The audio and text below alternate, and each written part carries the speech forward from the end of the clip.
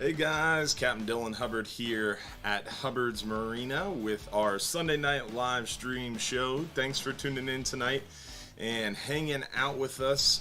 We are getting ready to get rolling on tonight's live stream show. Just a few more minutes and we'll get started.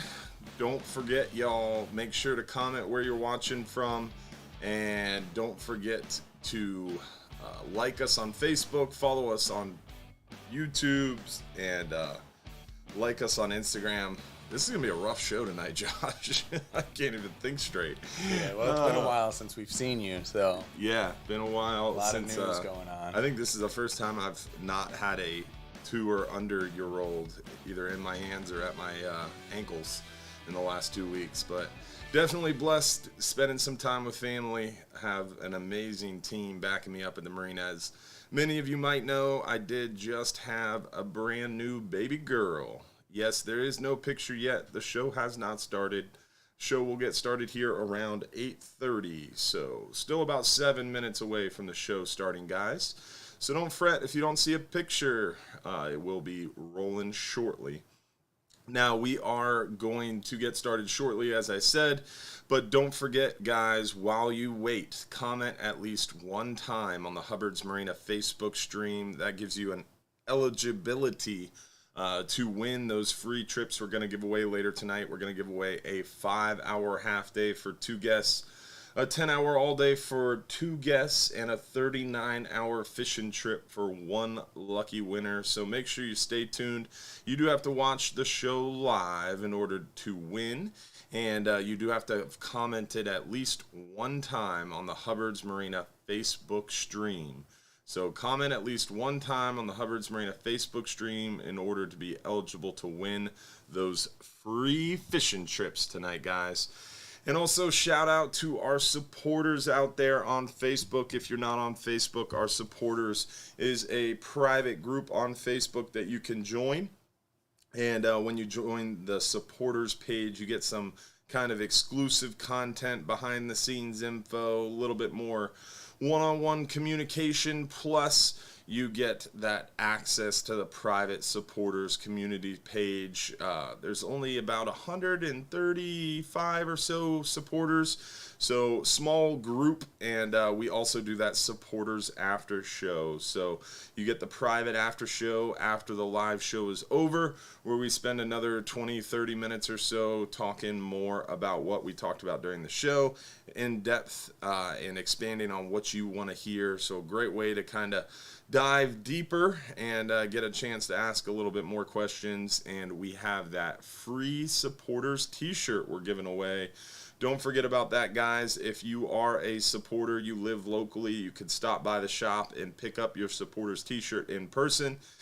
I know a lot of supporters from out of town want to get their hands on theirs. My intention was to get that set up very quickly following the shirts coming in, but unfortunately, my beautiful baby girl, Emma, who was born on the 14th, has kind of thrown a big, old, beautiful wrench into my life.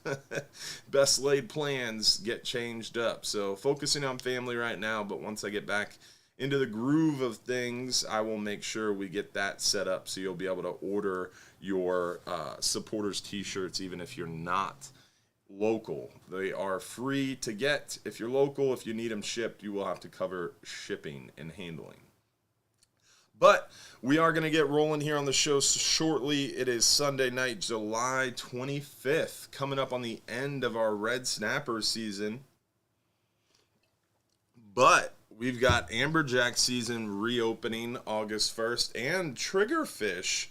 For the first time in a very long time, triggerfish season will reopen starting August 1st. So that's pretty wild that we're going to see triggerfish reopen. So excited about that too. Don't forget about that opportunity to come out and join us for a 12-hour extreme trip or 39-hour trip if you want a chance to win or a chance to catch and keep some of those triggerfish and perhaps a amberjack. The amberjack fishing has not been all that great, to be completely honest and upfront with y'all. We haven't really been slaying the amberjack. So I would imagine that in August we're going to be targeting more of those gag grouper, red grouper, triggerfish, big porgies, mangroves, that kind of thing. Yellowtails, we've been seeing some nice yellowtails. So that's the kind of stuff we're going to be looking at once we come up into August, once red snapper season ends. Red snapper season ends for us as federally permitted for hire charter boats and party boats end of day August 2nd. So this coming Sunday, not today, but a week from today, is our last 39-hour fishing trip. Well, technically it's a 38-hour. It's a kind of a unique one. We leave Sunday morning at 10 a.m. and we're back to the dock August 2nd at 11:59 because we have to be at the dock before season ends. So kind of a unique situation in which we're going to get to take advantage of the last minute red snapper bite right there before season closes. It has become a little bit of a grind on the red snapper. We're going to talk to Captain Garrett tonight around 9 o'clock, about halfway through the show, where we're going to talk more about that red snapper bite. We're also going to talk to Captain Frank tonight around 8:45 tonight. Talk to him a little bit about the red grouper he's been catching on the 10-hour all day. We've definitely been doing pretty darn well on our 10-hour all days, and we got tons of room Thursday due to a schedule error. Unfortunately, Thursday's 10-hour trip was locked when it shouldn't have been locked. So we've got tons of room Thursday on the 10-hour all day if you want to pop on there and take advantage of our mistake. And yeah, we'll talk to Captain Frank shortly, talk to Captain Garrett shortly. We're going to answer your questions, talk all about nearshore and offshore fishing. We'll touch a little bit about inshore too. So we are just about ready to get rolling. Josh, how about you? Yeah. You ready to rock and roll, Josh? Yes. It's been a while. Excuse me. Hello. He's rusty too. Whoa! I don't have we're there. No, we're not yet. there. Not all right, yet. good. You scared me. I was like... I'm just making sure that, that you're not floating, you know. Mm-hmm. Yeah, you got to make sure that I'm not floating in the middle of the screen. That would not be a good thing. Hey, Terry Feather, thanks for saying hello, and thanks for those stars. And I saw someone earlier sent 860 stars. I must have missed who that was, but appreciate that. Dana and Rich Fletcher, there it is. Appreciate you, Dana and Rich Fletcher. If you're not watching on Facebook, the stars are away. Facebook fans, Facebook watchers can send stars and show their support for our page, and helps us to do more fun stuff like the studio and stuff like that, and have fun with it. So appreciate you supporters and those of you sending stars. It fuels the live show and makes everything go round. So appreciate you guys. But as always with the show, we are going to start this Sunday night, July 25th show off by showing you the photos of what we've been catching, what we've been seeing out there on the water. We're going to start inshore and show you what we've been seeing inshore around the area. Redfish still biting. Believe it or not, there are areas of clean water out there, especially around northern Tampa Bay, like way north up there around Safety Harbor, Newport Richey. Way far north bay. And then also around areas like Anna Maria, Terracea, around that coastline of the bay. And actually Tampa Bay overall is actually weakening quite a bit. I saw a FWC USF red tide forecast before starting the show, and it actually looks like it's going to be getting better along pretty much the whole area, except for, you guessed it, Treasure Island and Madeira Beach. So John's Pass will still have a fairly decent concentration, making it impossible to get live bait offshore on our trips. Live pinfish, that is. But still some pockets of clean water. You just got to look. And I can't tell you how many people say, well, where can I take my friend fishing or my son fishing? I want to get out there on the water and catch some fish. It's hard to say because every day that changes based on wind conditions, tide conditions. Things can move around and ultimately change quite a bit. So time will tell. All right, with that, let's see what we got next on the photos. The snook. The snook bite, man. Definitely been seeing some nice snook stacked up in areas. I got sent a video from a good friend of mine who was fishing up north, not too far away, within 40 minutes of John's Pass, maybe a little closer.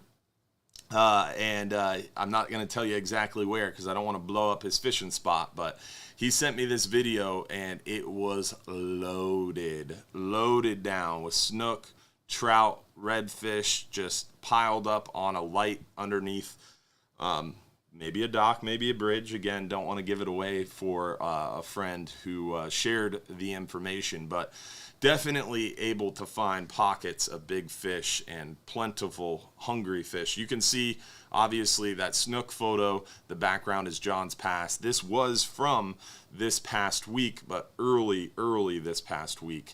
Since then, it's definitely gotten a lot more concentrated inside John's Pass. But still areas you can find those nice snook, redfish, and trout. We're also seeing, as I mentioned previously, the red grouper bite has really picked up on our 10-hour all day. Been seeing a lot of nice red grouper coming in on the 10-hour all day, some big lane snapper, a couple mangroves. Not really any hogfish around, but definitely seeing some nice red groupers. Family friendly, 10-hour all day, catching some big old red groupers. And then deep water, the gag grouper bite has been really good. Earlier this past week, our friends, the Jimmies, went out there fishing on a private 39-hour charter, and they did extremely well on gag grouper, red snapper, big fat red grouper. This biggest gag grouper caught by Michael Jimmy there in the photo to the right of sea bass was 26, or it was like 26.7 pounds, I believe. Almost 28, or I think it was 27. So almost 28 pounds. Beautiful fish. Big mangrove snappers, some consistent red snapper. Red snapper have been a little bit tricky. I talked to Captain Brian today as he was heading inshore from this trip that got back this morning. So that was the Friday 39-hour trip. They had a good catch of fish, but they definitely struggled a little bit to put together a box of red snapper. It's been tough as far as the red snapper fishing goes, just because the areas are kind of more picked through at this point. It's been a long, drawn-out season. So a lot of those areas of fish have been pretty heavily hit. A lot of effort out there. So a little bit trickier now towards the tail end of red snapper season for those big red snapper. But we're still going after them. And last year, not this past week, the week previous was actually our biggest red snapper of the year, of the season. So still plenty of big fish out there, just have to work a little bit harder at them, and we are changing it up, trying new areas. And what's ironic about that, sorry, gotta wet the whistle. What's ironic about that is we actually saw I think it was early last week, I got an email from a guest who was upset that they didn't go as deep as we had been fishing. I expected to be fishing X number of feet of water because that's what you've been saying where the fish have been at, and that's where you guys have been catching them. But that's the problem, is we've been fishing certain areas, certain depths. So towards the tail end of season, we do a little bit more exploring. Just like the beginning of season, we have to explore and kind of hunt around because we spend all spring and winter avoiding red snapper. Then when we come into summertime, we want to catch them once red snapper season opens. So we have to then hunt around to find kind of the biomass of the fish. So the very beginning and the very bitter end of season can be a little bit more tricky. The beginning, because we're trying to find the knot of fish and we're moving around trying different depths, different areas. The end of season, we're trying to find pockets of new fish that haven't had the pressure that other more well-known or more heavily fished areas have. So that is the breakdown on the old red snapper. But we'll obviously hear more about that from Captain Garrett later in the show. And Michael, Jimmy, and the Jimmy family, thank you guys for those 1,000 stars. Appreciate y'all coming out with us on your private charter. And thanks, Michael, for sending me all those great photos to use. As you can see, we didn't have very many photos this week. I haven't been in the office due to the birth of my daughter.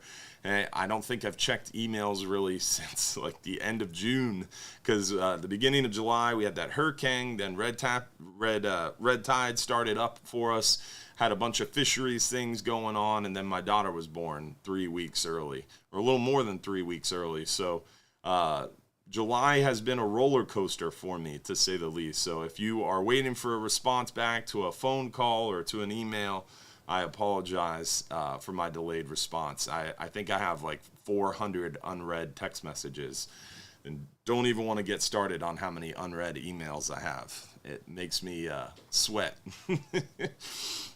As far as red tide goes, we talked a little bit about it. I wanted to give an update on that. Basically, our areas that we fish are primarily unaffected by red tide. So we're still seeing great catches of fish out there on our 5, 10, 12, 39, 44-hour trips, long-range private charters.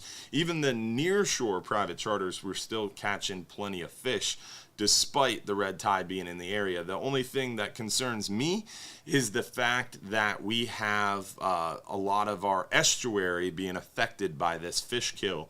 And a lot of the fish that we catch near shore and offshore, like grouper, snapper, they start the beginning of their life cycle. Not the very beginning, but a majority of their juvenile life cycle is spent in the estuary of Tampa Bay, Sarasota Bay, a lot of these areas that are being hit, decimated, if you will, by red tide. So concerning, to say the least, about the ramifications of this, perhaps maybe 1 year, 2 years, 3 years down the road. Typically, a red grouper, keeper-sized red grouper, enters the fishery in about 4 years. So a lot of those juvenile fish should be entering the fishery, getting big enough to keep 2, 3, 4 years from now. So we'll see the effects of that come that time. Josh, can you pull up the upper water column? Go ahead and share the screen so the peoples can see that. So I think my son can draw a little better than this, but can you make it a little bigger, Josh? Zoom in a little bit. I don't know, Dylan. We saw you draw, so. Yeah, no, I draw about that good. But my son is luckily taken after my wife. But as I was saying, this is the USF FWC red tide prediction map. Now, you might look at this, glance at it, and be like, oh, that's not good. But in actuality, this is an improvement. Maybe 2 weeks ago, it was almost all orange and red and a little bit of yellow.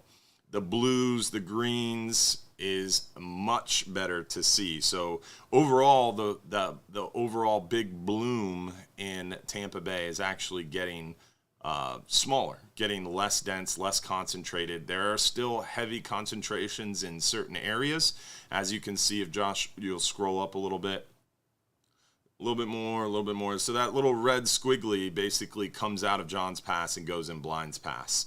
So basically, Bogosiega Bay is recycling a bloom of red tide, going out Johns Pass, traveling south, getting sucked into Blinds Pass, or vice versa. And that is basically circling Treasure Island and hanging out over there on Madeira Beach. So definitely not so great in our specific local area, but around Fort DeSoto, Shell Key is really not that bad. I got a photo, I think 3 or 4 days ago, from our Shell Key ferry captain sitting out there on the beach of Shell Key, and the water actually looked good, looked like it normally should. So some positive news as far as red tide goes. By nature, it is very patchy. So we are seeing patchy areas of nice water, just like we're seeing patchy areas of bad water. So time will tell on the red tide. Weather, wanted to give a quick weather update we're getting close to Captain Frank calling us, so I want to try to squeeze it in here real quick. Click on that 12-hour extreme, 39-hour area forecast. You can get to that weather page by going to hubbardsmarina.com, click fishing trips, and scroll down to weather links, or click info and click weather links. That'll bring you to our marine forecast page. The weather links page, the 12-hour extreme, 39 and 44-hour area on the wind finder links is what we're looking at now, and you can see there is nothing. Basically, today was the highest wind forecast, and it's only about 10 to 14. So not bad at all weather-wise in the area, less than 1 foot basically for the foreseeable future. We do have, pop on over, Josh, back to the weather links page, and scroll to the bottom to our friend Mike Boylan's weather models, Mike's weather page, a website, spaghettimodels.com. We do have a little bit of an area to watch, Josh. Yeah, I do have the mouse. That's smart. Thanks. That's why he's got the big bucks. You know? This page confuses me. There's a lot going on. So we do have a little area to watch as far as tropical formation goes. Not a lot to concern about. Like it says, 40% chance over the next 48 hours, 40% over the next 5 days. Basically what happened with this was we had a little bit of a front move down. We're going to scroll down to the prog charts, which is my favorite part of Mike's weather page. It's over here in the right-hand column, a little ways down. So we had this low move into the area, and basically a little piece of the low is going to break off and basically stall out. So you can see the low right there hanging over Florida. So this kind of northeast side of the low is going to break off, stall, and basically sit there. And anytime a low pressure makes it into the Gulf or around the Gulf this time of year, it's concerning, because low pressure shouldn't be really making it to the Gulf this time of year. And when they do, they have the extreme possible tropical explosion effect that can occur. And that's what we're basically watching for with this, is the chance for it to kind of break off, stall, and perhaps gain some tropical momentum behind it. So that's what we're waiting and watching. But that's our only weather concern, is the possibility that might flare into something. Outside of that, forecast looks beautiful, so hopefully that'll hold true. Real quickly before Frank calls in, I wanted to thank John Quigney. Sent me a bottle of Buffalo Trace. Let me tell you, once the kids are in bed and it's quiet, it is definitely enjoyable to have a nice little drink. So thank you, John, for sending us that bottle of Buffalo Trace. But I believe we've got Captain Frank on the line. What's up, man? What up? He is on the line. What's up, buddy? How are you doing? Been a long time. I feel like I haven't seen you. Yeah. So well, you got the baby thing going on. babies, and I just got work going on. I gotta hold down the fort while you're gone. Yeah, someone's got to run the place. It's definitely not. You know what I just got today too, and this might make you show up to work tomorrow. I just got clams delivered from the Cedar Key Clam Company. I got 400 clams in my fridge right now, and they're coming to work tomorrow. Clams, or you mean oysters? Clams, Cedar Key clams. So so oysters, I'd be about that life. Clams, they're all right. I don't like them as much as oysters. They're nice in a white wine and butter sauce. Oh, so you're cooking? You're cooking them? Yeah. Oh, yeah. We're gonna cook them.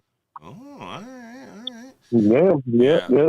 I've had clams before raw, and they were not as good as oysters. Oysters raw, not much is better. But all right, you had me at white wine. I agree. You had me at butter. Butter, boy. So Frank, enough about food. How's the fishing going, man? I see a lot of these red grouper. Man, we're smacking the red groupers out there for sure. Some really, really nice ones too. Not like 20 and a quarter or anything like that. If we're catching 8 to 15 groupers a trip, and we're having to gap 6 to 12 of them. They're nice big fatties. And then we had a little slow spurt on the lane snappers and vermilions for a little bit, but they're back.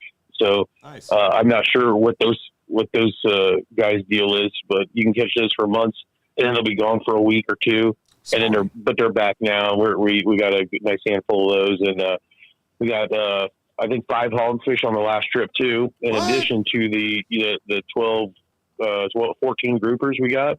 So it's 5 hogfish and a dozen red grouper. And you're seeing those lanes and vermilions show back up. This time of year, those lanes and vermilions are spawning, so they disappear on you when they get in those spawning ags offshore. Yeah. They all get together and spawn over certain areas, and we got to find that area.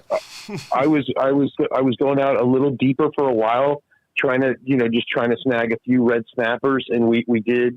We did the Sunshine Skyway Fishing Club trip, and we went out a little extra further. I think we got, I don't know, like maybe 15, 16 red snappers, and then a half a dozen groupers, or maybe 4 to 6 red groupers. So we kind of went beyond like the red groupers in exchange for the red snappers. But I'm moving it back in now, and we're fishing a little closer in now. So I highly doubt now with this heat that we're going to see any more red snappers on the 10 hour. You might get lucky, but I'm not going to be running out to get that. We're going to be targeting for sure more of the red groupers. We actually threw in a little bit of like 78 foot drift fishing too at the end of the day because it was so hot and stagnant.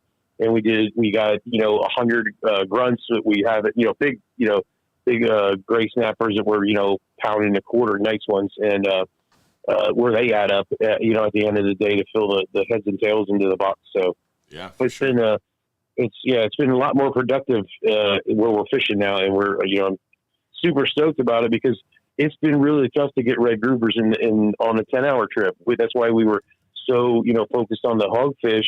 And now we've got hogfish and red grouper showing up, and it's just they're good to see. Yeah, for sure, and it's good to hear that the red grouper bite's improving. Because back when you started really running those 10-hour trips often, I was at the time working as your mate. We would just make a living out there drifting for those red grouper. And we were scoring 25 to 35 keeper red groupers a day for every trip for 4 years. Yeah. All the way up to, And so they're good to see back in there, and they're coming back in because those shut off like a light switch 3 or 4 years ago. I mean, we were my dogs are messing with each other and wrestling, but anyhow, it's great to see them back. Good to see a little bit of action on the drift because we've been anchoring almost every time on the 10-hour every time for like 3 years solid now. And, throwing a little bit of drifting in there at the end of the day, it's kind of nice to see. So cool. Definitely. And we're getting mangoes out there too. So we're getting some nice mangoes. Yeah. Butch just got a nice, probably about an 8.5 pounder on the last 10-hour. It was his personal best. And, we're not seeing him in droves like the overnighter would, but for the guys that are using the double snell rigs and the sardines, I think you can get a few, on your stringer along with the red groupers and the lanes. So what would you say would be your best option if you were going to go out there from the wheelhouse and try to drop down and catch you a big red grouper? What would be the bait of choice that you would go with? And tackle. I would just have Estelle cast out for me. Because she seems to have the hot hand right now. Yeah, I was looking at the photos you had sent, and I was like, that's the same fish Estelle's holding 2 different ways. I was like, nope. Timestamp show it's 2 different fish. Yeah, well, there was another photo that I had her. I went back to the box and I got the other one because they were only 15 minutes apart, and I had her hold them both up. And wow. Yeah, but fish and then she got some other nice fish too. And but yeah. So what would I throw down there? I would probably throw down a cut thread fin and headed and tailed with a double snell rig and use that most of the time until we get some of these bigger shrimp back in because the shrimp is one of my favorite baits because everything eats it. Yeah, And shrimping ain't easy in the summertime, man. it is not. It is. Around July 4th every year, shrimp get very shrimpy, and they start getting big again towards the middle of August when they start coming back inshore. They are spawning as well, so they move out, and they also try to follow that cooler water. So the warm water kind of pushes them out, and then it cools off when we start getting those summertime rains, and they start coming back a little easier there in August. So yeah, well, I'm ready for them to come back in. I'm ready for them to come back in because we need to. Because I think we could get a lot more hogfish if we had just some more, just much bigger shrimp. But they're throwing 2 or 3 on a hook now at a time, and that works really. It just works just as well. You just have to put more shrimp on. I think we're probably giving extra shrimp right now, right, Dylan? Yeah, because the small of their shrimp we size. kind of count as 2. I mean, the other day I think I ordered 5,000. We got 5,000 in, and all of a sudden we were sold out, and we only had sold about 2,500. So someone's handing out a lot of extra shrimp. But yeah, that's what we do. You got to put 2 of them on a hook, but like I've said in the past before, when I've been hog fishing many times, I tear the big shrimps in half and put both pieces on there just to get that scent out. So I mean, that's really no different than if you put 2 small shrimp on there and just maybe twist the head off of both of them or something just to get that scent out. But they're working. We're getting them, and it's a lot of nice fish. So a couple strawberries, groupers thrown in there too, and it makes for a really colorful box now. And we're so about 60 to 100 foot. I'm not looking at about 60 to 100 foot of water, a good mixture of fish, and definitely the threadfin double snow rig is the way to go. Mixing in a few double shrimped knocker rig style setups is what I'm hearing, huh? That's right. There it is. Right. From the man himself. You heard it right here first. Yeah. Studio C. Studio C. I think this is like Studio F tonight. I am tired, dog. I think I slept like a total of 12 hours in 6 days. I definitely wanted to be there, and it's just I'm just so worked right now, and we had a few issues where I've got to just work a little bit extra right now, and that's okay because it's almost over. That's almost there. I don't think we're going to slow down that much, so. But I did just book the trip, and I'm ready to go. Yeah, so. We're going to talk about that more after the show. Yeah, no, we're not. It's already booked. Flight and hotel. I hope you got trip insurance, dog. I did not. Well, I appreciate your call tonight, Frank, and hopefully I'll see you soon around the docks. Yeah, we got some openings for fishing on Thursday, right? Yes, sir. I talked about that earlier, how Captain Frank helped me catch a scheduling error, and it's like Monopoly. Due to a scheduling error, you have the opportunity to join a lighter load trip Thursday. So take advantage of it. Only, I think, a handful of people, like less than 10 booked at this time for Thursday. Obviously, there's some time between now and Thursday. There's a potential that it might fill up, but not going to be as busy as it has been. Now, Frank, I do have a question here that I do want to ask. Oh, boy. Bearded Todd here. I feel like this is going to go bad. Bearded Todd says, is Captain Frank having a baby? 4 question marks. No, I've just gained a couple pounds. He's just eating good, Todd. No, he's talking about taking a trip, taking a vacation. That's what he's talking about. I'm the only one who can only get time off of work by having kids. So yeah. Oh, yeah. I got it now. I'm following you. I can smell what you're stepping in now. Yeah. I was missing it, but I got it now. Yeah, I think people are just they it's weird. It's weird not going to work every day. I got a call this morning at 4:45 that someone needed to get in the office to fuel a charter boat due to some scheduling errors. Late in the season, we're all burnt. And I drove down there this morning at 5 a.m. and I was like, this is weird. I feel like I haven't done this in forever. Just very strange not going to work every day, but it's a blessing. Yeah. Well, I'll know that hopefully in a couple of weeks. Yeah. All right, dog. All right. I'll let you go. Cool. We got some more stuff to cover before Captain Garrett calls in. Appreciate your time tonight, Frank. All right, we'll see you. See you, bud. All right, All right, guys. So you heard it from Captain Frank. We're definitely doing pretty darn well out there on the 10-hour all days, and looking forward to that continuing. Don't forget, guys, we're going to take a call from Captain Garrett here shortly, talk a little bit more about our deep water stuff. But before he calls in, I also wanted to make sure that we reminded you guys, Saturday mornings, it's official. We are the official co-host of the Real Animals radio show on News Radio 970 WFLA. 6 a.m. to 8 a.m. every Saturday morning right there on News Radio 970 WFLA. You can call in live to the show and ask your questions live on the radio, 1-800-969-9352. So make sure to check out the Real Animals radio show every Saturday morning from 6 a.m. to 8 a.m. And we are officially full-time co-hosts of the Real Animals show. So make sure, show them some love on Facebook, Instagram, YouTube. Check out the Real Animals. Give them a like. We're going to be doing some more social kind of cross-promotion, if you will, very shortly. Just like I said, personal life threw a wrench into business life at the time, at this time.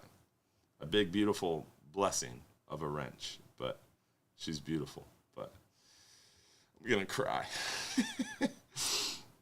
Real Animals fishing conversation as well. This coming Tuesday on my beautiful wife's birthday, July 27th. Emily, my wife's birthday is this Tuesday, July 27th. So I won't be there for this awesome event, but this coming Tuesday at 6:30 p.m., at Furman Newport Richey Jeep Chrysler Dodge. Furman, Newport Richey, right there on the corner of 19 and 54. Pit Boss Barbecue is going to be out there giving away free food. Captain Mike Anderson and Mike Mahoney, the character, the legend himself, will be talking all about nearshore, inshore, nearshore and offshore fishing. So make sure you check out the Real Animals fishing conversation. They're going to be giving away lots of free stuff, talking all about fishing and answering your questions, and that is in person. And in the future, moving forward, I will be joining those Real Animals fishing conversations with Captain Mike as often as he will have me, and hopefully we will continue to grow this budding, working professional relationship. He's like the I guess you could say positive influence or role model in my kind of promotional life. So I'm very honored to be a part of the Real Animals team there on Saturday mornings. So make sure you check out that Real Animals fishing conversation. Like I said, this coming Tuesday, July 27th. I won't be there this week because of my wife's birthday, but I will be after, moving forward. So I've got Captain Garrett on the line here. What's up, Garrett? How are you doing, bud? Hey, good evening. Good. Doing good. Good to hear from you, cuz we are going to give away a free 5-hour half day for 2 guests, and then we're going to get into talking to Captain Garrett here a little bit about our deep water fishing. Josh, let's see who won that 5-hour half day for 2 people. 2 guests. That's a I can't think straight. $130 value to Michelle Geisler. We're going to go with Geisler. Congratulations, Michelle. You won a free 5-hour half day for 2. We still got a 10-hour all day for 2 and a 39-hour trip for 1 lucky winner. So make sure you stay tuned. Now, Garrett, what's up, man? How is the deep water fishing going, buddy? Hey, it's going pretty smooth. We're definitely, we're nearing the end of the season, and I think this last full moon made things a little tricky.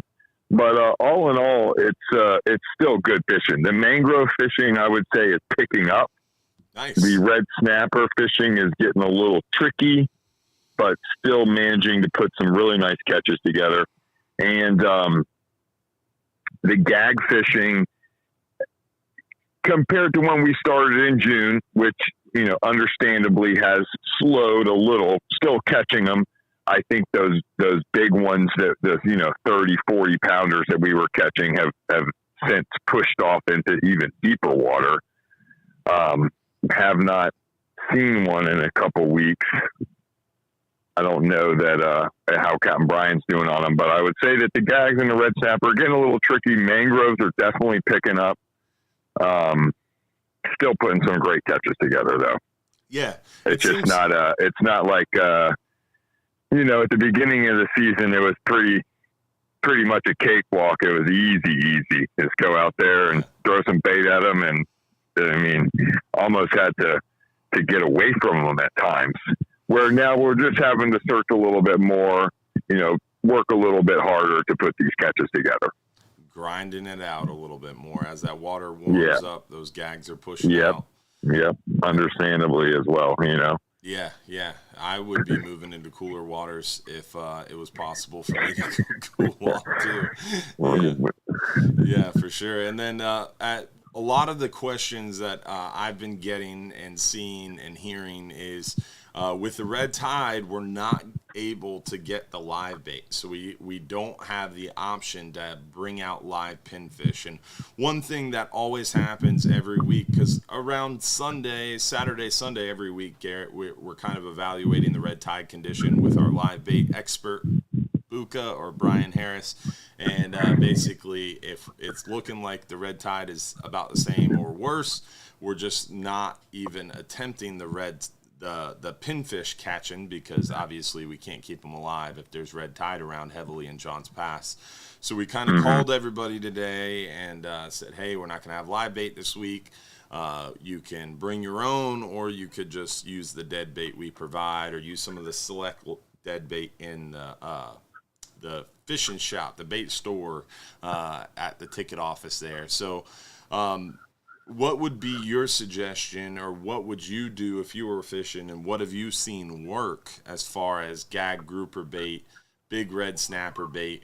What would you suggest if someone's been planning a 39-hour trip for 6 months and they're all excited about their 4 dozen pinfish, and we call and break their hearts saying the red tide's killing all the live bait, and you can buy your own live bait on the East Coast and bring it over here, but even if you make it here with your live bait, most likely it'll die on the way out. What would be kind of your consolation or suggestion? So, kind of to calm those nerves and everything, the live bait, even prior to not having live bait, the live bait wasn't necessarily the ticket for the red snapper.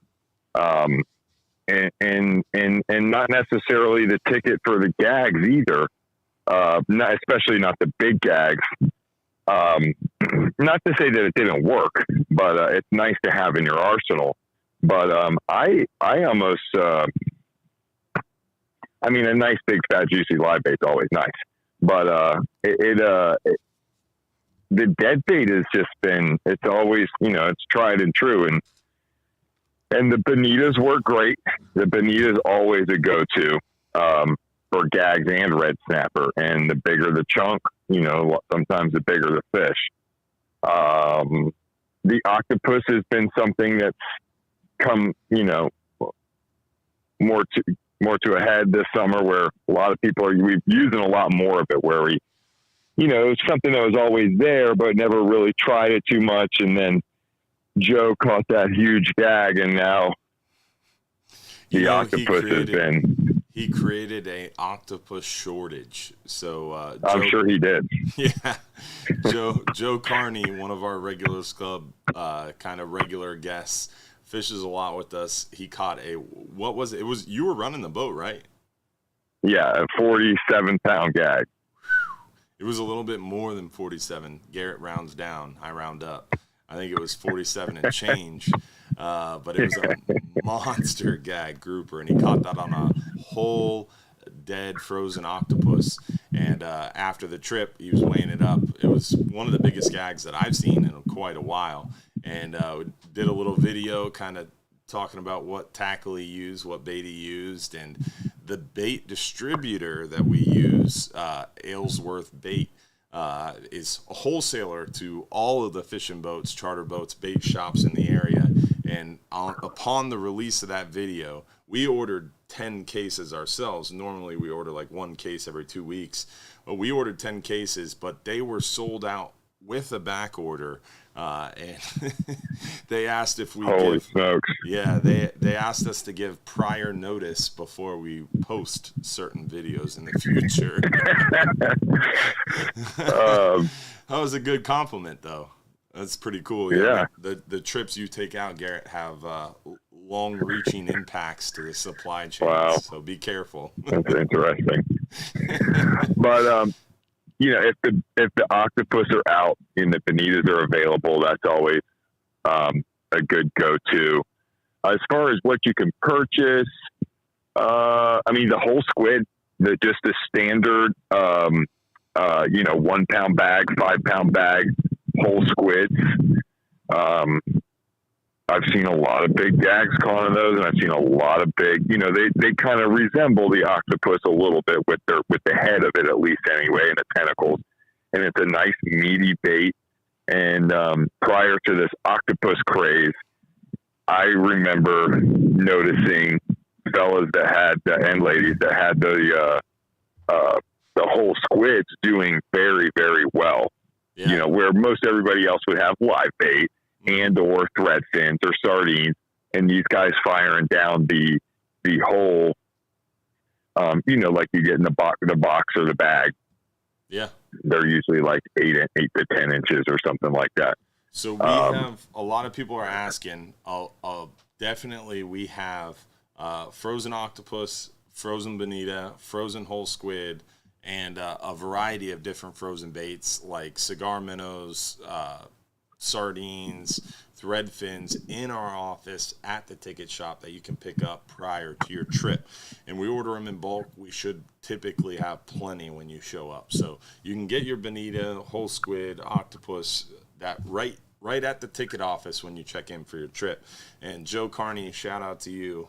I still owe you another bag of octopus. He commented that he's the #1 octopus salesman from Parrish, Florida. You truly are, Joe.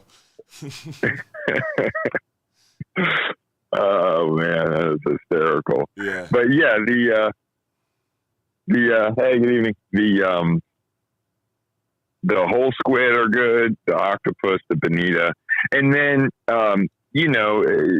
should, for whatever reason, you're not able to get your hands on any of that, there's always the option of, while we're fishing, through the night bite, of catching bait fish. Yeah. To save later on. And use it later on, catching some of those big porgies. And right. Also, some of the guys I've been seeing do this and doing it with great success, like Eric Deskins earlier in the season, doing that 5-hour half day prior and getting some of those white grunts, some of those bigger grass porgies, knobdi porgies, some of those porgies. And if they stay alive, great. If they don't stay alive, you chunk them up. You ice them, you chunk them up, and just a big fresh dead bait. So would you use if you had a big porgy, a big knobdi porgy, you went out in the half day prior to the trip, you filled up a live well full of premium select 1 pound, 2-3 pound baits, and they died on the way out. Would you prefer to chunk those baits up or butterfly those baits up? Normally I would in the past have butterflied them, but I have now gotten into the habit of chunking them because the butterfly sometimes seems to attract a lot, which isn't necessarily a bad thing either, but attract a lot of the smaller fish where they just nibble it to death, and then you reel up the head with the eyes eaten out of it. Mm-hmm. And but sometimes I'm sitting there thinking like, okay, well, they're nibbling on this. A bigger fish is going to kind of say like, hey, what's going on over here, and come eat it, which I feel like does happen sometimes. But I have gotten into the habit of where a porgy, for instance, a knob porgy, where I would just right behind the head, cut the head off, and then just come back maybe another inch or so and just straight down, I guess vertical on the bait, and just chunk. cut a rectangle out of it, and you get 2 or 3 of them, and put the hook in the top of it one time. Sometimes I'll cut the fins off just to get them out of the way, and you generally can get a nice hearty big piece of bait like that, and get a couple baits out of a fish. Yeah, and that's been working well. Nice. So if you don't have access to live bait because of the red tide or for whatever reason, octopus, whole squid, bonita strips, or chunking some of those smaller fish that you catch while out there that are not included in the FMP. So, for example, you can't use vermilions, you can't use mangrove snappers, mangoes, lane, but you can use white grunts, you can use knobdive porgies, grass porgies, those things that we catch on the half-day fishing trip. So definitely some good options there. As far as dropping down for a big gag, Garrett, what would you kind of opt to use tackle-wise? Nothing less than 80 on the reel. I prefer, for a big fish, I definitely would prefer 100-pound test on the reel. And 100-pound leader. I feel confident when I have 100 on a big fish. I'm like, okay, I got a shot here. 100. 80, and I'm like, okay, yeah, I can pull this off. Yeah. But if I'm specifically trying to catch a big fish, then yeah, I want 100. Amen to that. 100. Definitely a good starting point if you're targeting the big gags. And we're also seeing that as far as the amberjack fishing goes, because Garrett, one of the cool things that I heard today was that I cannot believe that, Josh. So I apologize, Garrett. We're going to have to take a segue here. Someone commented on the video, and someone has started a Hubbard's Marina page with an extra I in it. It's a profile, isn't it, Josh? It's a profile. So I'm watching on the other screen here. Josh has discovered, through the help of one of our loyal followers here, that someone started Hubbard's Marina with an extra I. 9 minutes ago. 9 minutes ago, they created the profile, and they're requesting friends of our followers who are watching this live video, and trying to get Hubbard's Marina with 2 eyes. Another Facebook. Yeah, and they shared a photo of my baby girl Emma and some other stuff, and they're trying to get people to like their page and go to their website and steal their information. They're from Jawa Tengah, Indonesia. So to everybody watching, you cannot, a business cannot send you a friend request. And when this happens, people get all upset at us, but and they're like, "Oh, you've been hacked." We haven't been hacked. You could open a Facebook page tonight with Home Depot misspelled and send friend requests to people who like Home Depot's page and get them to go to a website where you steal their information. I can't control that. That's not someone hacking our page. That's you falling for a scam. So businesses cannot send you a friend request. Don't give your credit card information to Hubbard's Marina over a Facebook giveaway, because we're giving away free stuff here, folks. You don't have to give us your credit card information. All you have to do is shoot us a text message confirming you won the trip live. So when you win a free trip and we call your name, all you do is text us and say, "Hey, I won the free trip. Here's my home address." And we send you the free certificate with not any more information. We can't control people making new Facebook pages with our name and information. And the fact that they steal the photo of my daughter being born, and it's pretty upsetting, but can't control that, guys. So disappointed if anybody fell for I that. haven't even seen a picture of her yet. Yeah, 9 minutes ago, they started a Facebook page up, Hubbard's Marina, with an extra I, and started sending friend requests and getting people to send them their credit card information. So we won't ask for your credit card information if you win a free trip. And we cannot send you a friend request. Businesses cannot do that. That is pages. Businesses create pages, and you have to follow or like a page, we cannot send you a friend request. If a business sends you a friend request, they're scamming you. Unreal, man. Yeah. Yeah, this is the, sixth time this has happened in the last 6 months, Josh? Yeah. And Josh, how long is my Facebook password and how often do I change it? He gets so angry with me. He literally, when you create a new account and Google automatically assigns you like a 32-character password, add like 6 more digits. Mine's like 84 characters. Yeah. And it literally looks when like Josh Baby logs Jack set in, the password. when Josh logs in, I have to go on my personal cell phone and okay the login and give him a 6-digit code that expires every 30 seconds for him to access this page. That's how locked down the Hubbard's Marina page is. No one can hack this page. I guarantee that. So don't be fooled by the imitation, guys. If you fall for it, that's on you. Businesses will not send you a friend request, and we will not ask you for a credit card information. I've never asked for your credit card information unless you're booking a trip through our website in a secured portal. Never been hacked. Pray to God, never will. We'll find you. Yeah.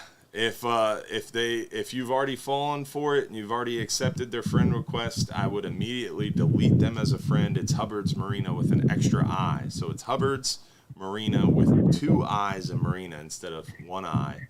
So delete them as a friend, change your password. That's how you get rid of it, Eddie.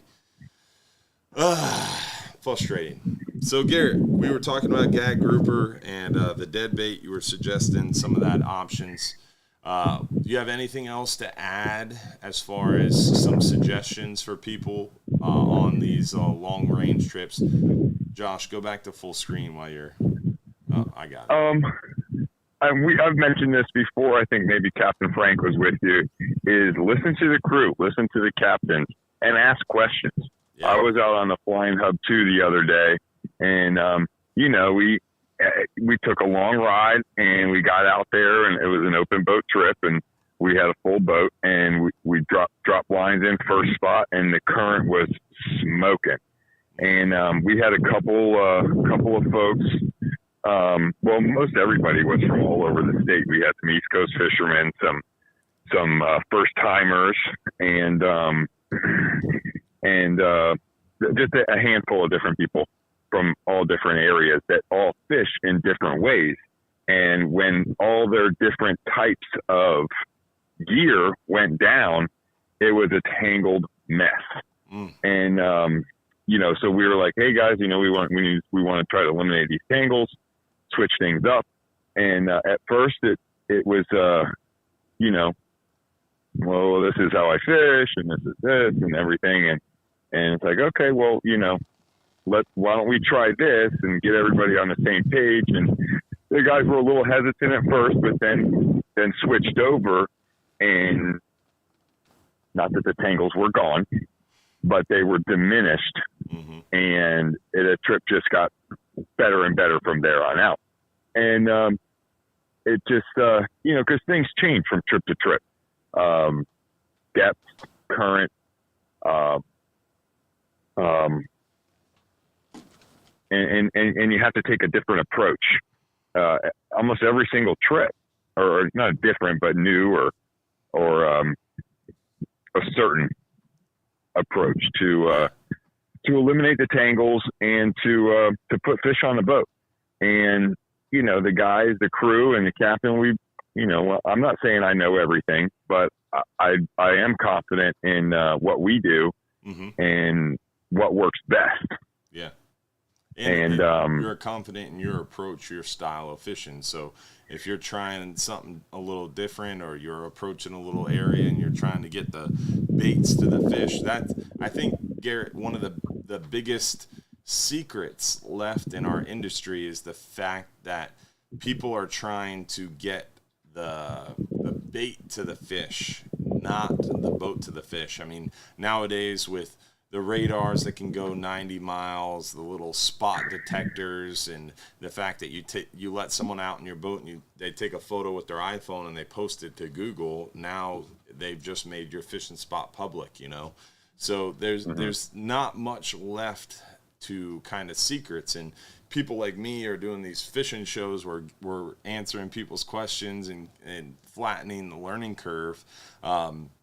It's the last secret kind of left in our industry is how to get your bait to the fish, especially out in deep water. That's the goal as a captain, especially one like yourself who's been doing it so long. Your expertise is able to position the anchor in such a way that your bait's going to the fish. And people now have these GPS controlled trolling motors. They can go over a specific coordinate and they can hit a button on their trolling motor and they can get their boat over the fish or over the show. But that doesn't mean your bait's over the show. If you're fishing 300 foot of water, you got a 2-knot current, you get your boat over the show, your bait's going to be 50 yards away from it, So that is the last secret left in our industry. And then that's what the captains are trying to help you do, is to make sure that your bait is in the fishing spot. So that's why it's so important. What Garrett's saying is listen up to the captain and crew. They might not be 100 years experience. They might not be as salty as you experience-wise, but they know what they're doing in the local area, and they know why they're saying it. So it's important to listen to the captain and crew. I can't tell you how many times that I've seen it kind of outsider looking in down the rail as someone who goes out fishing a lot, has faith in the captain and crew. Captain says, hey, the fish are over here, you want to try to use this, or this is what we're seeing on the bottom, you want to try to use this.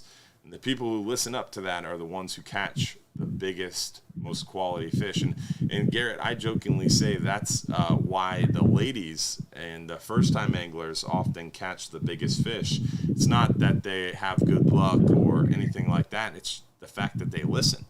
Whereas kind of the saltier, manly man is like, I know what I'm doing. I've done this before. I fish all the time back home, and I'm going to use this bait because this is what works back home on the lake. And it's like, this is a little different. Even if you fish 2 hours to our east, 2.5 hours to our east, 3 hours over in Canaveral, the way we fish here is 100% different. It's mind-blowingly different. And that's why it's important to emphasize your point, Garrett.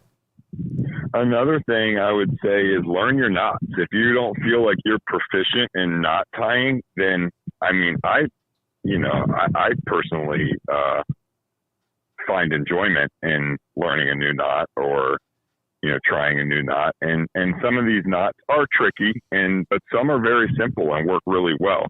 And learning your knots and being proficient with that is just going to speed up the whole process, especially like when you're going out fishing and you got a little window. I mean, not many of us have the luxury to just sit out there.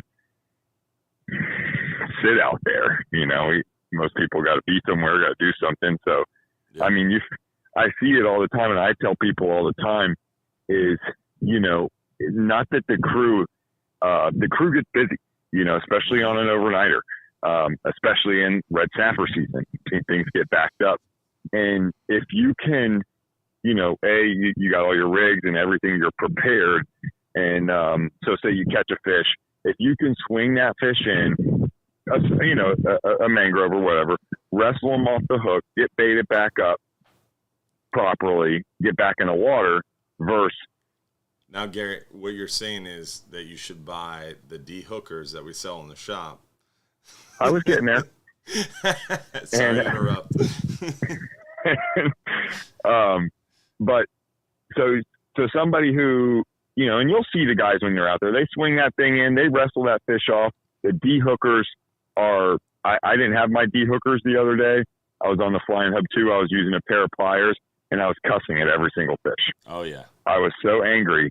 And I wasn't that angry, but I was just like wishing I had my getters. Yeah. My D-hookers. They do work really well. And that is another thing, too, that is there's a knack to that, too. That's not necessarily, I bought a pair of D-hookers and now I'm, there's a trick to using those that I would, if you've never used one before and you do happen to buy some, another thing, ask the crew. Ask someone who's using them. Yep. De-hooked hundreds of thousands of fish with them. because there is a particular way to do it. And it's easier to show than to explain. But just real quickly, a lot of people want to grab the fish and then to try to dehook it with the dehooker, and that's not what you do. You grab the line, take a wrap on the line, let the fish hang, so its mouth will open up. Hopefully, most times they do, sometimes they don't. And then what I like to do is take the hook of the dehooker and wrap it or put it over the line and run it down into the mouth until it goes over the hook. It doesn't work every single time. Sometimes you don't need to do that because you can see the hook, but when it's buried, I throw the little loop, the little hook on the line, run it down till I feel the shank of the hook, and then grab it. And still holding the line, and then essentially just give a vertical up and down shake. Yeah. But again, it's easier to show you than to explain it. No, but you did a great job. No, that's okay. Exactly how I would explain it. You grab the leader in front of the fish's mouth, about 12 to 18 inches above the fish's mouth. Throw a wrap around your hand and hold that line vertical. Fish is hanging down. You run the hook of the dehooker down to the bottom hook. And then as soon as you feel the shank of the hook, squeeze a little bit and then move the leader 45-degree angle away from your dehooker. Oh, wait, yeah, and give it a shake, up and down shake. Yeah, and make sure your dehooker is facing vertically. You want to make sure that dehooker is vertical. The idea with our dehooker that we created with Barracuda Tackle is it turns the hook upside down. So if you're holding it at a 45-degree angle or 90-degree angle away from the deck of the boat, it's not going to work. You got to hold it perpendicular to the boat vertically, like you're fishing straight down, your rod tip's facing at the bottom. And all you do is squeeze those handles together, give it one good shake. That fish will literally fall to the ground. You can unhook them in seconds. And make sure you have good footwear. Make sure you have good footwear. Fishing boots help. If it's a porgy, don't do it. If it's a porgy, hold it over to the side, and when it falls off the hook, you jump away from it. Oh, man. But what all these tools do is they speed things up, where if you didn't have that tool or a tool, or if you aren't comfortable taking the fish off, which that's understandable, I mean, if you're not used to it, you're not used to it. But if you swing that fish in, then you're standing there for 2 minutes waiting for a crew. They might be gaffing a fish on the other side and doing an untangle. I mean, that they can't stand right there next to you and one on one side and one on the other and take care of you the whole trip. There's 50 people. They do a great job at what they do. And the overnighter, we expect some self-sufficiency. Block them. They're commenting on the live video now, the fake page. Sons. That's crazy. They're actually commenting on the live video, the fake pages. Oh, my gosh. That's crazy. But that 2 minutes, 3 minutes, that other guy has already got another fish up. Yeah. And learning your knots, knowing how to hook the baits properly, and all this stuff. Like I said, ask 2-3 times. If you ask, just like my kids do, they come ask me for something, I tell them no, then they go ask my wife. She tell ask one deckhand, then grab the other deckhand, ask him too, then grab the captain, ask him too. And there's no stupid questions. It's only stupid not to ask, right? And then one guy might tell you a little differently than the other guy, but I feel like the knowledge you're going to get from the crew and the captains is going to be adequate, more than adequate.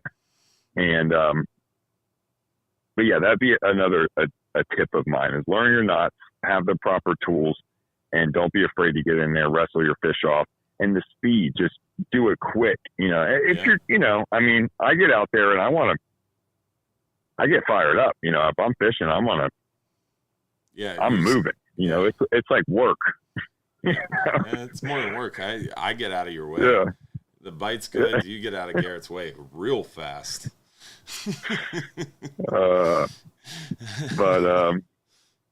And it all depends on your motive. Some people are out there to relax and have a good time and just kind of take it easy and take in the sights and and catch a few fish. And You're there to other fill the guys box. are there to catch their limit on every single species in the Gulf of Mexico. Mm-hmm. So, and we try to balance that out as best we can. yeah.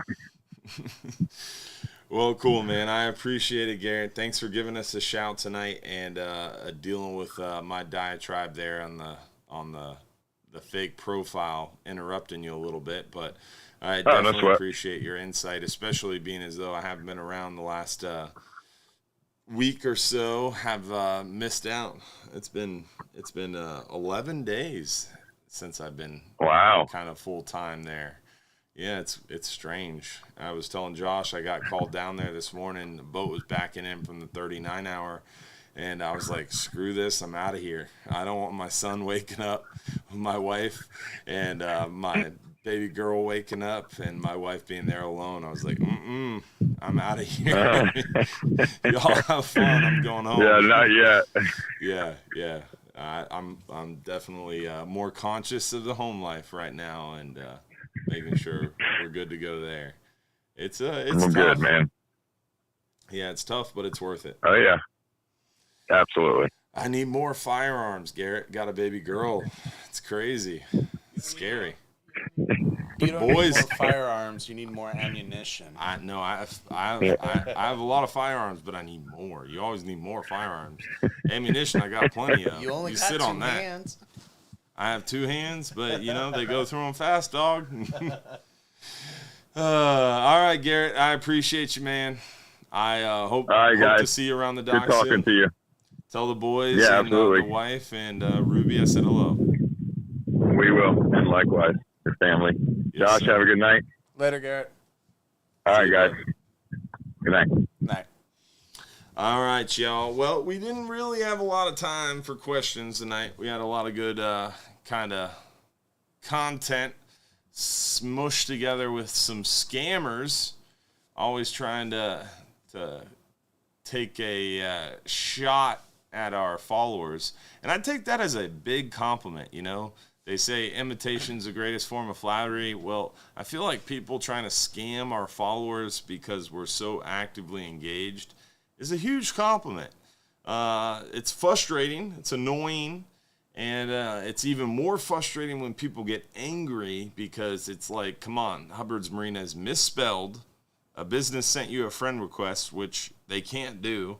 And you sent them your credit card information for something they said they were giving to you for free. We give away a free trip. All you have to do is tell us where to send it. We'll send it to you for free. That's it. That's all we need. You comment back or you text us back your home address. We send you a free certificate.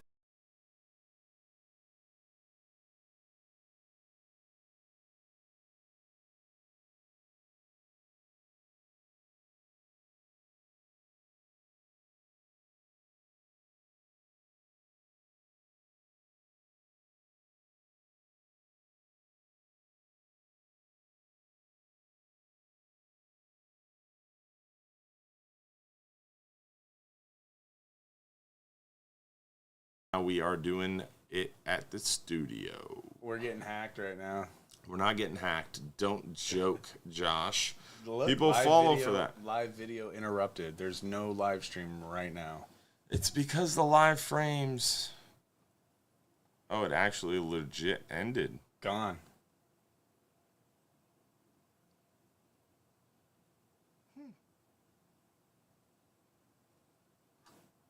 Oh, now we're back.